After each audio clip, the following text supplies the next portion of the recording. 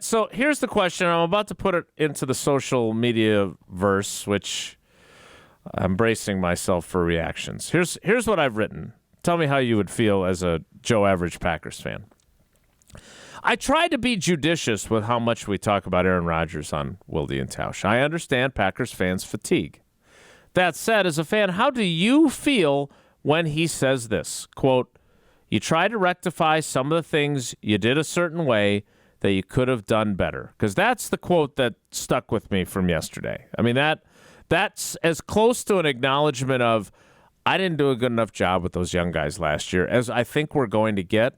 Now, Tausch has asked me to try and twist his arm for our 7th anniversary to come on the program. He's got plenty of time in his schedule. Maybe he could talk to us while he's being filmed by Hard Knocks, and we can get a plug onto Hard Knocks. That would be ideal. That'd be big. That'd be big for Wilde and Tausch. Who the hell like is that this little wild HBO guy? exposure? Yeah. But that's my question for you. Like, you are a Packers fan, and you have been supportive of the former quarterback and critical when necessary, like I like to think I've been. When he talks the way he did yesterday at Jets camp and acknowledges that he could have done things differently / better, how does that make you feel? I'm glad he's admitting that maybe he did some things wrong. Does it affect my fandom for the Green Bay Packers going forward? No, but at the same time, like not that I got to know him on the level you did, Jason, but just getting to see him. I mean, whatever. I'll tell this story. So one of the first years that I was here in Milwaukee and the Wisconsin Sports Awards were still a thing, my responsibility was I was more or less Aaron Rodgers' handler from our side of things. So I had to take his body him, man. So I, had to make sure he got to. It was the Sports Awards that was here in Milwaukee at MSOE. So I had to take him to one of the buildings on campus there, where he had this, some sort of dinner or whatever for some VIPs, and then me, him, and John Kerry went upstairs, where then he signed. I mean, I definitely couldn't count how many pictures and things that he signed for the Mac Fund. Like he is a complicated dude, but ultimately I think he's a good guy. Like, I think he's a good guy. And I think that him admitting he's wrong, like me kind of getting to know him a little bit through some of the different, things professionally that I've gotten to see him through. Like, I'm glad that him as a human being he's willing to admit that he's wrong. I don't know if that really affects anything that I think of the 2023 Green Bay Packers other than this. This question popped into my head, Jason. If he would have come to this realization sooner, that he needed to be more patient, that he needed to be more understanding, and he needed to handle the young guys a little bit differently, do you think he stunted the growth at all of Romeo Doubs and Christian Watson a year ago by handling it the way he did? Yeah, it's a great question, and it's the question that most successfully spins it forward into the impact it has on 2023. Because to me, this admission has two prongs, right? One is, how much better could last year have gone had he exhibited that kind of self-awareness? Because here's the thing. He knew he had to be more patient and maybe take a different approach, but he didn't do it, right? Like, I think he was aware enough to know that those guys were going to require that type of patience, but whether he was unwilling or unable, like sitting in the exit row and being asked about opening the door, if you're unwilling or unable, well, I think he was willing. I think he was unable. Like, his competitiveness and his personality, his hard wiring, he couldn't figure out a way to be better at it. Which is what I think, again, it's one thing to say it, and if you're a Jets fan or if you're a fan of the Packers who also wants to root for Aaron Rodgers next year, which I don't know how when this happened with Brett, I was 100% ready to root for Brett, Jason. And then I saw him that first game, because I'll never forget, the Packers played Monday Night Football against the Vikings. So the Jets played Sunday at noon. It was probably on every television station in the state of Wisconsin who was watching football. The Jets played the Dolphins, and Brett had a couple of Brett touchdown passes, where he pulls a rabbit out of the hat and just throws this incredible touchdown pass.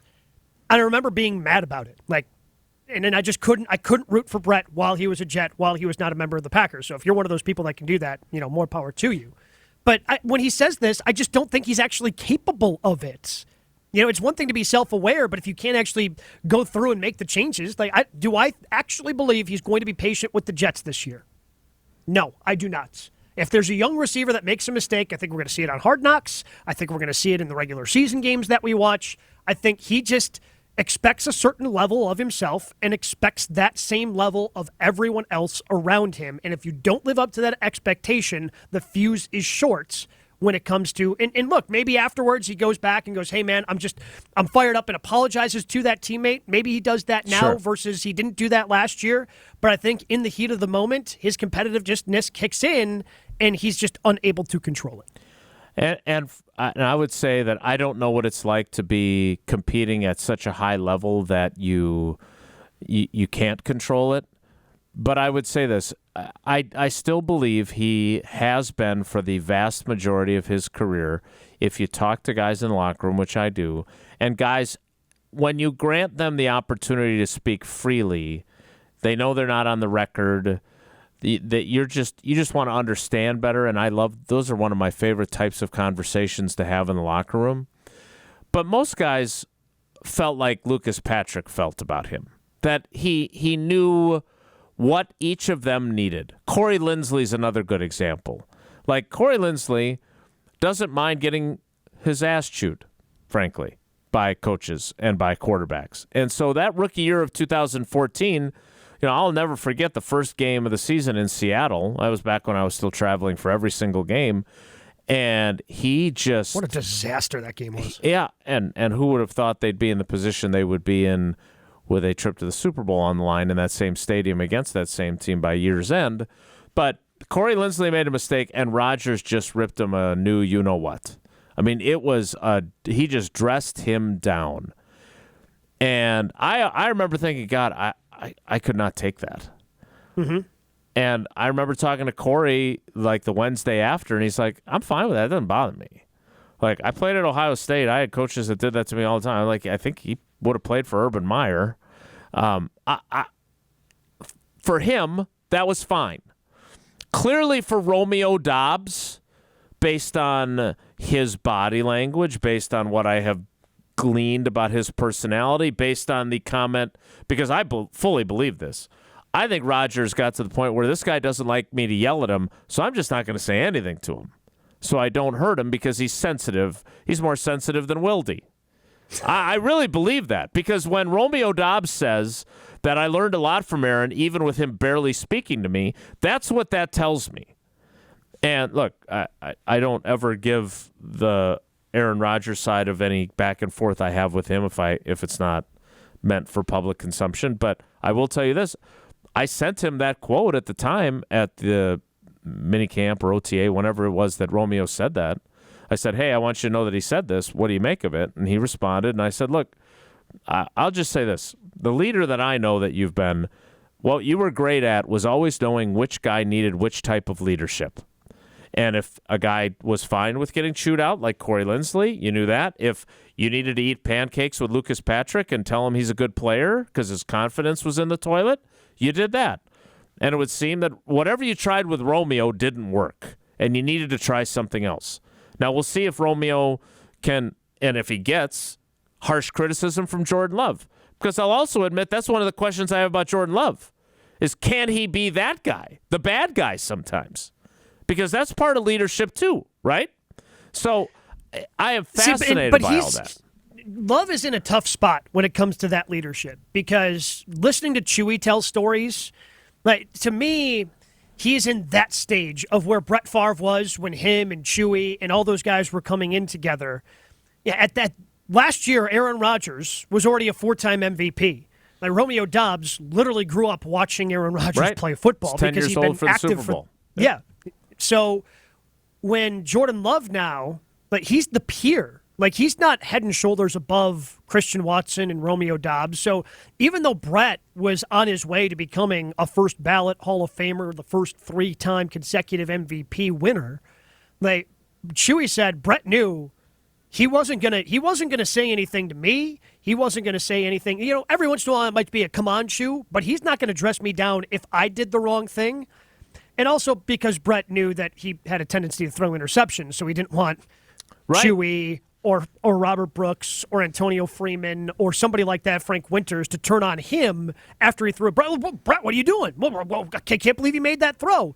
So Brett, I don't think really got on guys at that point just because they were closer in age range, like they were closer in their developmental cycle and they were growing together. So I don't see Jordan Love just because of how close they are in age and, quite frankly, where they are at their developmental level in terms of the NFL.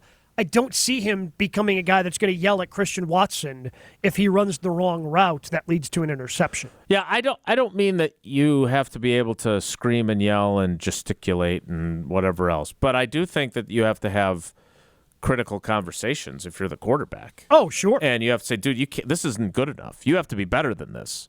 You can't run that route at 16 when it's supposed to be run at 14 or 18. Like those types of things, he's going to have to do that. It can't just be, oh, it's okay, we'll get him next time. So I'll be eager to see how that part plays out. But look, the bottom line is Aaron Rodgers did not lead in the effective way that he had led before last season, and this is as close as we're going to get to an admission. Let's play some early trivia. Ooh. Wooly, are you trying to get trivia out of the way because you know that I hate to do it at the end of the show and it's Feel Good Friday anyway, and we're not going to be doing we're not going to be doing trivia at the end of it? No, it's just because I know people have been enjoying my voice already so far today, so I just want to treat them some more to that. I feel like we've limited your chime-ins, which I think is probably a good idea. It's probably a smart idea, move. sure. No, it is. But we do have some interesting trivia based off this week's major conversation in the NFL news cycle. About the Washington Commanders and Dan Snyder? No, I was thinking more about the running backs. Mm. Yes, it is running back trivia today. So you wrote these. This is not Jesse writing them and leaving them for you. These are your questions. So if they stink, we know who to rip. Yes, precisely. You know who to rip, just like Aaron Rodgers ripping Romeo Doubs. Correct. Okay, well, that's my leadership style is not to rip you on the air. I'll be screaming and yelling at you behind the glass, though, and during the commercial break. Because I appreciate that. That's my personality. I'm sure everybody knows that. All right, Wooly, what caller do you want? Let's